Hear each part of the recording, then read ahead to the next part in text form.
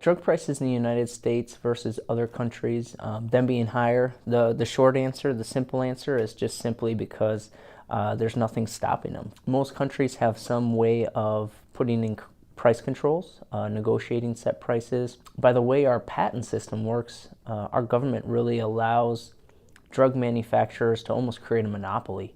So when they discover or bring a new drug to market, they have a 20-year patent on that medication. When that patent's intact, they're the only ones allowed to sell that medication. There can't be generic medications or other drug companies that bring that drug to market. And then to make matters worse, drug companies have gotten pretty good at changing something very simple, maybe the coding of the medication or making it long-acting or combining it with another medication to even extend that patent longer.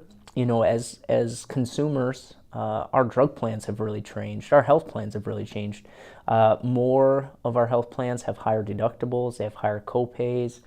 They have more strict formularies, which is really, in essence, a list of medications they'll cover and at what price. Does the pharmaceutical industry have influence in Washington? Absolutely. It's the largest lobby by far. If you go back to, about 2003, 2004, when Medicare Part D got approved, which is the drug coverage part of our Medicare program.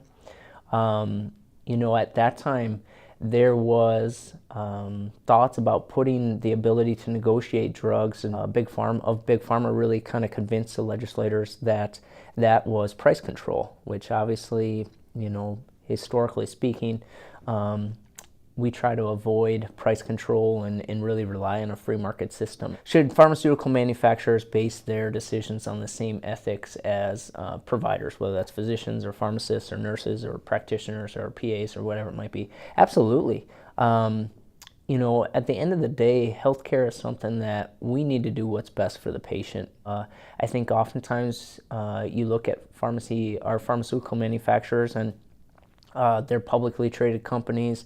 They have profit margins they need to hit. They have shareholders that they're ultimately held responsible. I think oftentimes you look at our pharmaceutical manufacturers, and they're publicly traded companies. They have profit margins they need to hit. I think just overall thoughts, as a patient, it's important for you to communicate with your physician, communicate with your pharmacist, ask about generic drugs. Generic medications are quite a bit cheaper.